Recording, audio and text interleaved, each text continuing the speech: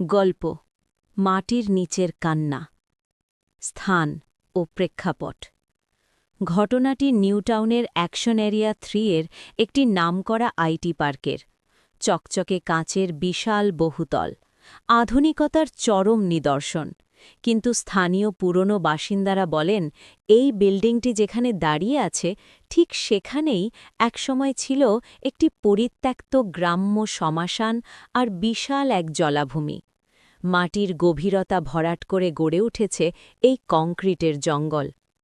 চরিত্র: Anirban, senior analyst, স্বভাবত খুব সাহসী এবং যুক্তি দিয়ে চলা মানুষ। ঘটনার শুরু: সেদিন অনির্বাণের নাইট শিফট ছিল না, কিন্তু আমেরিকার ক্লায়েন্টের সাথে জরুরি মিটিং থাকায় তাকে অনেক রাত পর্যন্ত অফিসে থাকতে হয়েছিল। ঘড়িতে তখন রাত 2:10 অফিস প্রায় ফাঁকা। পুরো 14 তলায় অনির্বাণ ছাড়া আর কেউ নেই, শুধু সিকিউরিটি গার্ড নিচে লবিতে। বাইরে তুমুল বৃষ্টি হচ্ছে, জানলার কাঁচে বৃষ্টির ঝাপটা লাগছে। অনির্বাণ ল্যাপটপ বন্ধ করে বাড়ির উদ্দেশ্যে বেরোনোর প্রস্তুতি নিচ্ছিল। হঠাৎ সে একটা অদ্ভুত পচা গন্ধ পেল। গন্ধটা অনেকটা পচা পুকুরের পাক বা বাসি ফুলের মতো। সে ভাবল হয়তো এসির ডাক্ট থেকে আসছে। অস্বাভাবিক শব্দ। ব্যাগ গুছিয়ে অনির্বাণ যখন করিডোর দিয়ে লিফটের দিকে এগোচ্ছে, তখন সে একটা ভিজে চপচপ শব্দ শুনতে পেল। প্যাত প্যাত প্যাত, যেন কেউ ভিজে পায়ে খালি মেঝের ওপর দিয়ে হাঁটছে। শব্দটা তার ঠিক পেছন থেকেই আসছে। অনির্বাণ থমকে দাঁড়াল, পেছনে ফিরে তাকাল। কেউ নেই, শুধু লম্বা করিডরের ফ্লোরে আবঝা আলো ছায়া। কিন্তু ভালো করে তাকাতেই তার মেরুদণ্ড দিয়ে ঠান্ডা স্রোত বয়ে গেল। সে দেখল পরিষ্কার টাইলসের ওপর একসারি কাদা মাখা পায়ের ছাপ। ছাপগুলো সদ্য তৈরি হয়েছে এবং সেগুলো লিফটের দিক থেকে তার কিউবিকেলের দিকে এগিয়ে এসেছে। অথচ লিফট তো অনেকক্ষণ বন্ধ। সার্ভার রুমের বিভীষিকা। ভয় পেলেও অনির্বাণ নিজেকে বোঝাল যে হয়তো হাউসকিপিংয়ের কেউ পরিষ্কার করতে এসেছিল। সে লিফটের বোতাম টিপল। লিফট আসতে দেরি করছে। হঠাৎ তার মনে হল পাশের সার্ভার রুমের ভেতর থেকে একটা গোঙানির আওয়াজ আসছে। মনে হচ্ছে কেউ প্রচণ্ড কষ্টে শ্বাস নিতে পারছে না।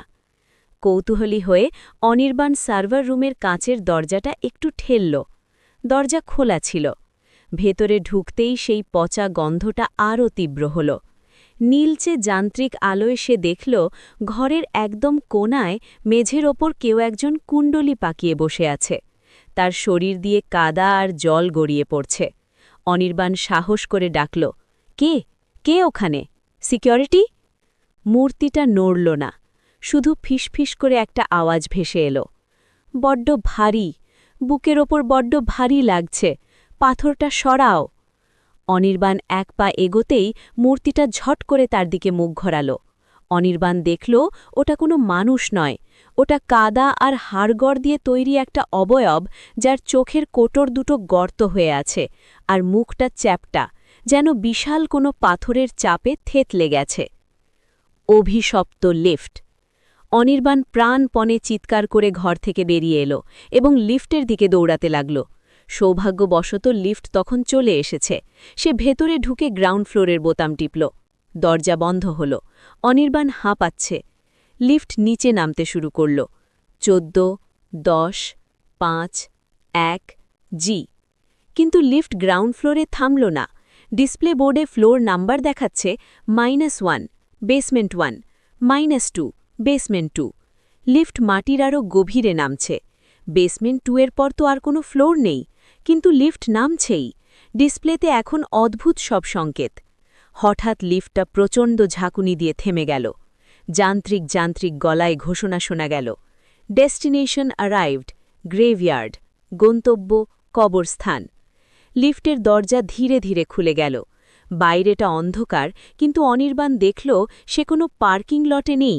সে দাঁড়িয়ে আছে এক বিশাল কর্দমাক্ত জলাভূমির সামনে, আর সেই কাদার ভেতর থেকে শত শত হাত ওপরের দিকে উঠে আছে, যেন তাকে ডাকছে। সেই কাদামাখা হাতগুলো লিফটের দরজার দিকে এগিয়ে আসতে লাগল। সমাপ্তি। পরের দিন সকালে বেসমেন্ট 2 এর পার্কিং লটে অনির্বাণকে অচৈতন্য অবস্থায় পাওয়া যায়। তার সারা শরীরে কাদা মাখা ছিল, অথচ সেদিন পার্কিং লট ছিল শুকনো। জ্ঞান ফেরার পর অনির্বাণ শুধু একটা কথা বলেছিল, ওরা নিঃশ্বাস নিতে পারছে না, বিল্ডিংটা ওদের বুকের ওপর চেপে আছে। অনির্বাণ চাকরি ছেড়ে দেয় এবং কলকাতা ছেড়ে চলে যায়। আজও নিউটাউনের সেই অফিসে রাত বাড়লে অনেকে মাটির নিচ থেকে অদ্ভুত গোঙানির আওয়াজ শুনতে পান। লিফটম্যানরা একা বেসমেন্টে যেতে ভয় পায়। তারা বলে মাটির নিচে যারা চাপা পড়ে আছে তারা আজও মুক্তি চায়।